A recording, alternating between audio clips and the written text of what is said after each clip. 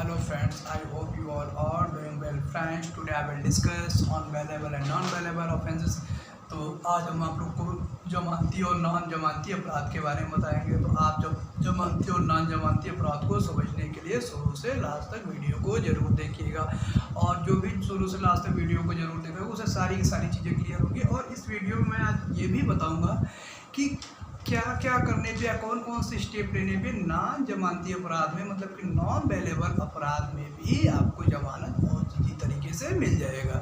ठीक है, तो हम स्टार्ट करते हैं। ठीक है, तो व्हाट इज वेलेबल ऑफेंसेस। तो वेलेबल ऑफेंसेस और नॉन वेलेबल ऑफेंस को देखते हैं। तो पहले तो ये आप जानो कि वेलेबल और नॉन वेलेबल ऑफेंसेस को सीआरपीसी के सेक्शन 2A में बताया गया है। ठीक है, तो 2A में ही वेलेबल नॉन वेलेबल दोनों ऑफेंसेस को बताया गया है। ठीक है, तो उसमें वेलेबल ऑफेंसेस को आप सब देखो। तो वेलेबल ऑफेंस की डेफिनेशन ये which is shown as bailable in first schedule, मतलब कि वेलेबल ऑफेंस वो ऑफेंसेस होते हैं जो सीआरपीसी के फर्स्ट शेड्यूल में शो किया गया है, मतलब कि दिखाया गया है। ठीक है, और दूसरा क्या होता है वेलेबल ऑफेंस, दूसरा वेलेबल ऑफेंस वो होता है which is made bailable by any other law. ठीक है, कि उसे वेलेबल दिखाया गया है किसी और लॉ में, मतलब एक्सपायर्ड कोई और लॉ हो गया, जैसे आईपीसी हो गया या और कोई भी लॉ हो गया, उसमें ये दिखाया गया है कि इस ऑफेंस को लेकर के, मतलब अगर कोई पर्सन ऐसा ऑफेंस किया है जो फर्स्ट शेड्यूल में है या किसी और अदर लॉ में बताया गया है, तो उसे लेकर उससे उस सब्जेक्ट मैटर को लेकर के उसे जमानत दिया जा सकता है। ठीक है, एक तरीके से आपका वेलेबल ऑफेंस हो गया। और वेलेबल ऑफेंसेस में एक चीज़ ये भी रहता है, आपको ये भी जानना चाहिए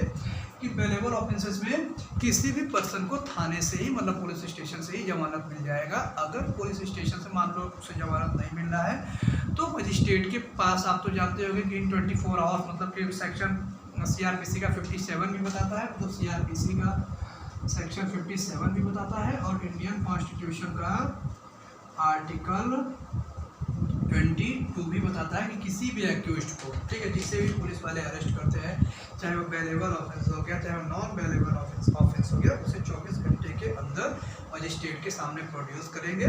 और वेलेबल ऑफेंस अगर मजिस्ट्रेट को लगता है कि हाँ ये कोई ऑफेंस नहीं, मतलब वेलेबल ऑफेंस, अगर मजिस्ट्रेट को ये लगता है कि ये वेलेबल ऑफेंस किया है, और तो उसे बेल ग्रांट कर सकता है। ठीक है, तो मजिस्ट्रेट भी ग्रांट कर सकता है एक तरीके से वेलेबल ऑफेंस में बेल, और मजिस्ट्रेट के अलावा ग्रांट कर सकता है पुलिस स्टेशन में जो एक तरीके से थाना इंचार्ज जो होता है, ठीक है, जो पुलिस स्टेशन का इंचार्ज होता है, जिसे एसएचओ या एसओ बोलते हैं, वो भी ग्रांट कर सकता है बेल को। ठीक है, और एक तरीके से पुलिस स्टेशन से जब किसी भी पर्सन का बेल ग्रांट होता है तो वहाँ पे एक तरीके से एक बेल बॉन्ड होता है, या मजिस्ट्रेट भी अगर बेल ग्रांट करता है वेलेबल ऑफेंसेस में, तो वहाँ पे बेल बॉन्ड होता है, तो बेल बॉन्ड को भरना पड़ता है, साइनमेंट करना पड़ता है। अगर उसका कुछ अमाउंट है, मतलब एज ए फीस के रूप में, तो उस अमाउंट को भी आपको देना पड़ेगा। अगर अमाउंट नहीं है तो देने की कोई जरूरत नहीं। ठीक है, तो एक तरीके से ये वेलेबल ऑफेंसेस हो गया। वेलेबल ऑफेंसेस में आपको सिर्फ इतना ही समझना है कि बेल बहुत ईजी तरीके से हो सकता है, इसलिए क्योंकि उसे बताया गया है कि चीज़ें वेलेबल ऑफेंस, मतलब इनकी जमानती अपराध है।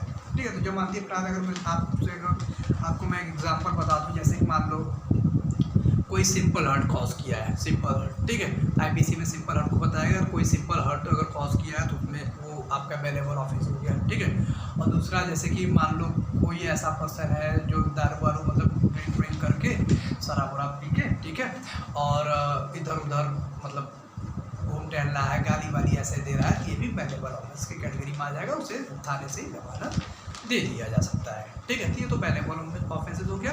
लेकिन वेलेबल ऑफेंस में एक चीज़ ये भी जानना जरूरी होता है, अगर कोई पुलिस ऑफिसर वेलेबल ऑफेंस में किसी को अरेस्ट किया है और वो पुलिस ऑफिसर उसे, मतलब वेलेबल ऑफेंस में अरेस्ट करने के बाद जमानत नहीं दे रहा है, जानबूझ के उसे 2-4 दिन तक रखे है, ठीक है, मतलब उसे मजिस्ट्रेट के सामने छोटे ने प्रोड्यूस भी नहीं किया, जमानत भी नहीं दिया, उसे रखे ये 4-6 दिन ऐसे बीत गया, तो ये अब रॉन्गफुल कन्फाइनमेंट माना जाएगा। ठीक है, तो रॉन्गफुल कन्फाइनमेंट क्या होता है? रॉन्गफुल कन्फाइनमेंट को आईपीसी के सेक्शन 340 में बताया गया है। और रॉन्गफुल कन्फाइनमेंट ये होता है कि जब एक, मतलब आदमी किसी को बंदी बना के रखता है, ठीक है, मतलब पूर्ण रूप से बंदी बना के रखता है, मतलब चारों तरफ से, मतलब होता है ना, 4 दिशा होती है, नॉर्थ ईस्ट वेस्ट साउथ, चारों दिशाओं से उसे बंदी बना के रखता है, उसे कहीं आने जाने नहीं देता है, जिससे ये रॉन्गफुल कन्फाइनमेंट हो जाता है। और इट इज़ अ ऑफेंस, मतलब ये एक तरीके का ही अपराध होता है, और कोई पुलिस ऑफिसर अगर ऐसा करता है तो उसे इसके लिए सज़ा मिल सकती है, मतलब उसे इसके लिए सज़ा मिल सकती है, और जेल में भी उसे जाना पड़ेगा। ठीक है, ये सब चीज़ों को एक जनरल पर्सन को बिल्कुल जानना चाहिए कि अगर नॉन वायलेबल ऑफेंस में जमानत नहीं मिल रहा है तो उसके फंडामेंटल राइट का वायलेशन हो रहा है। मतलब कि आर्टिकल 21 लाइफ एंड लिबर्टी के बारे में बात करता है, ठीक है, लाइफ एंड लिबर्टी के बारे में बात करते हैं। तो वहाँ पे अगर अवेलेबल ऑफेंस में अगर उसे जमानत नहीं मिला तो उसके लाइफ एंड लिबर्टी का वायलेशन हो रहा है, ठीक है। तो इसको और लाइफ एंड लिबर्टी का वायलेशन होता है तो आप जानते ही हो कि under article 32 direct supreme court में केस फाइल कर सकते हो, और अंडर आर्टिकल 2226 के थ्रू हाई कोर्ट पे भी केस फाइल कर सकते हो। तो ये सब सारी चीज़ें तो मैं बाद में बताऊँगा, अच्छे से डिस्कस करूँगा, लेकिन आप इतना भी पहले समझो कि अगर कोई अवेलेबल ऑफेंसेस में आपको जमानत नहीं देता तो it is a violation of fundamental right, मतलब आपके मौलिक अधिकार का हाना होता है। नॉन वेलेबल ऑफेंसेस आते हैं, ठीक है। तो नॉन वेलेबल ऑफेंसेस मैंने बताई दिया, वो ऑफेंसेस होते हैं जिसमें कोई पर्सन बड़े अपराध करता है या बड़े अपराधों से फंसाया जाता है और उसे बड़े अपराध के FIR के बिहाफ पे अरेस्ट किया जाता है, ठीक है। जैसे कि बड़े अपराध में कौन से अपराध आ जाएंगे, मर्डर, डकैती, रॉबरी और रेप, ये सब सारी चीज़ें आ जाएंगी, ठीक है। तो वो अगर मान लो किसी भी पर्सन पे मर्डर को लेकर FIR हुआ है, रेप को लेकर FIR हुआ है, डकैती को लेकर FIR हुआ है, जैसे बड़े ऑफेंसेस होते हैं तो वो नान जमानती अपराध होते हैं, उनमें इजी तरीके से जमानत नहीं होगा जमानत ऐसा बिल्कुल एक नहीं होगा, बिल्कुल होगा, लेकिन थोड़ा टाइम लगेगा, ठीक है।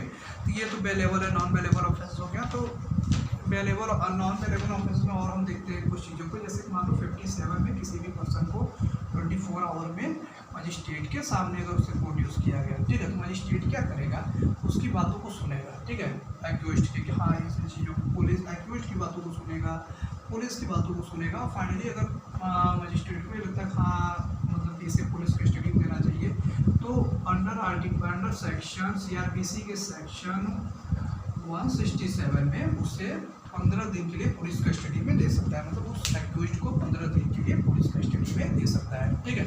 और 15 दिन के लिए पुलिस कस्टडी में देने का पर्पज मजिस्ट्रेट का ये होता है कि पुलिस वाले अच्छे से एक्यूज से सारी की सारी इन्फॉर्मेशन लें और इन्फॉर्मेशन के बिहाफ पे चार्जशीट बनाएं और जितने विटनेस हैं उन सब चीज़ों को कलेक्ट करें जिससे कि केस की सुनवाई जल्दी से जल्दी हो सके, ठीक है। मतलब कि एक तरीके से चार्जशीट कंप्लीट करने के लिए और जो भी वो होते हैं क्या नाम है गवाह सबूत सारी चीज़ों को एक तरीके से उससे पूछ करके उससे इंक्वायरी करके इकट्ठा करने के पर्पज़ के लिए उन्हें 15 दिन के लिए पुलिस कस्टडी में भेजते हैं, ठीक है। तो ये तो चलो हो गया, ठीक है। और उसे भी जमानत नहीं मिली, ठीक है, क्योंकि 15 दिन पुलिस कस्टडी हो गया, ठीक है। और मान लो 15 दिन बाद अगर उसे जमानत चाहिए होती है तो अगर जब भी एक एक्यूज्ड को नॉन बेलेबल ऑफेंस उसे जमानत चाहिए होती है तो मैं आज जो भी 6-7 टिप्स बताऊँगा उन टिप्स को फॉलो करेंगे तो बहुत ईजी तरीके से जमानत मिल जाएगा। जैसे पहला क्या ज़रूरियत है नॉन वेलेबल, पहला ये ज़रूरियत है नॉन वेलेबल ऑफेंस के लिए, मतलब नॉन वेलेबल ऑफेंस में बेल लेने के लिए कि एक अच्छा एडवोकेट को हायर करें, ठीक है। उसके बाद ये रहता है कि जज के पास उनकी हियरिंग मतलब सुनवाई के लिए केस गया है, उस जज के नेचर के बारे में जानना, मतलब स्ट्रिक्ट है लिबरल है, वो चीज़ भी डिपेंड करता है। अगर लिबरल कोई जज है तो आप अपनी चीज़ों को बताओगे, एक्सप्लेन करोगे, मैं अभी 6-7 चीज़ें बताऊंगा, वो चीज़ों को आप एक्सप्लेन करोगे तो हो सकता है आपकी बातों को सुने समझे, ठीक है। उसके बाद आप के अगेंस्ट जो लॉयर है वो क्रॉस क्वेश्चनिंग बहुत करेगा, तो क्रॉस क्वेश्चनिंग को लेकर के आपके पास अच्छे आंसर होने चाहिए, अदरवाइज उन क्रॉस क्वेश्चनिंग के आंसर आप अच्छे से नहीं कर पाओगे तो बेल ग्रांट होना नॉन बेलेबल ऑफेंसेस में मुश्किल हो जाता है, ठीक है। इसके बाद 15 दिन में मान लो 15 दिन के लिए पुलिस कस्टडी में आपको दिया गया था, 15 दिन के बाद अगर पुलिस कस्टडी में रखने के बाद पुलिस ने चार्जशीट नहीं सबमिट कर पाया, चार्जशीट के बाद चार्जशीट छोड़ो तो इन्वेस्टिगेशन अभी भी चली, चार्जशीट तो बहुत दूर की बात है, इन्वेस्टिगेशन चली भी मतलब कुछ भी हाथ पुलिस के नहीं लगा है, ठीक है, ऐसे नॉर्मल चल रहा है। और ये लग रहा है कि काफ़ी डिले हो सकता है, साल 2 साल 6 मंथ, ऐसा कुछ फिक्स टाइम नहीं है, काफ़ी डिले हो सकता है। तो उस केस में भी आप बोल सकते हैं कि सर मुझे गलत तरीके से फंसाया गया है और अभी तो कुछ भी कंप्लीट नहीं हुआ है, मुझे बेल ग्रांट करने की कृपा की जाए। तो वहाँ पे भी जज को अगर लगता है तो जज वहाँ पे बेल ग्रांट कर सकता है। और दूसरी चीज़ ये भी है कि अगर जैसे कि ऑफेंस के रिगार्डिंग होता है ना कि मान लो कोई ऑफेंस है जिसमें बोला गया कि 60 डे में चार्जशीट सबमिट करो, कोई ऑफेंस है जिसमें बोला जाता है कि 90 डेज़ में, या ये प्रोविज़न रहता है कि 90 डेज़ में चार्जशीट सबमिट करो। तो ये भी मैटर डिपेंड करता है कि अगर मान लो 60 और 90 दिन में मतलब 60 या 90 डेज़ में चार्जशीट अगर नहीं सबमिट हो पाता है तो एक पर्सन के पास, पर्सन मतलब वो एक्यूज्ड, उस एक्यूज्ड के पास ये राइट्स होता है कि वो जज के पास या जज से ये बोले कि इतने दिन हो गए, चार्जशीट अभी सबमिट नहीं हुआ और हमें बेल ग्रांट कर दिया जाए क्योंकि मुझे झूठे तरीके से फंसाया गया, तो it is a ground of bail. ठीक है। इसके बाद ये भी बता सकता है कि जैसे कि अभी इन्वेस्टिगेशन नहीं कंप्लीट हुआ है, इन्वेस्टिगेशन ही चल रहा है। ठीक है। इसके बाद ये भी बता सकता है कि अपने घर में मतलब मैं ही एक अर्निंग करने वाला पैसा, मतलब अपने घर में सिर्फ एक मैं ही कमाने वाला पैसा हूँ, पैसा कमाने वाला हूँ। ठीक है। और मेरे पे ही मेरे ग्रैंडफादर, मदर, ग्रैंडमदर, फादर, जितने भी मतलब लोग हैं, बच्चे सब, ठीक है, सब मेरे पे ही रहते हैं, मतलब मैं ही उनकी फ़ीस जमा करता हूँ, मेरे पैसे से फ़ीस जमा होती है और मतलब मैं ही एक अर्निंग करने वाला पर्सन हूँ। अगर मैं इतने दिन तक जेल में रह गया तो लोग का क्या होगा, मतलब स्कूल छूट जाएगी, खाने पीने को कुछ नहीं रहेगा, बहुत ज़्यादा डिस्टर्बेंस हो जाएगा, बहुत ज़्यादा परेशान हो जाएंगे। तो इन सब चीज़ों को देखते हुए भी एक जज बेल को ग्रांट कर सकता है और ये ऐसी चीज़ें हैं जिनके थ्रू आप एक जज को कन्विंस कर सकते हो। और एक ये भी चीज़ है जैसे कि आप मान लो एक बिजनेसमैन और टैक्स पेयर हो, आप किसी नॉन वेलेबल ऑफेंस में मतलब झूठे नॉन वेलेबल ऑफेंस में फंसा दिया कि आपके अगेंस्ट FIR हो गया था, अरेस्ट तो होगा ही, FIR हो गया, अरेस्ट तो कंपल्सरी, अरेस्ट तो आपको किया ही जाएगा, नो डाउट। ठीक है। तो वहाँ भी आप बता सकते हो कि मैं बहुत बड़ा मतलब यहाँ का एक बिजनेसमैन हूँ, बहुत रेपुटेड पर्सन हूँ, मेरा प्रीवियस रिकॉर्ड देखो, मैं कोई ऑफेंसेस नहीं किया है, पहली बार मेरे अगेंस्ट FIR रजिस्टर्ड हुआ है, मुझे गलत तरीके से फंसाया गया है और मैं एक निर्दोष आदमी हूँ और मैं एक जिम्मेदार नागरिक होने के कारण या जिम्मेदार नागरिक होने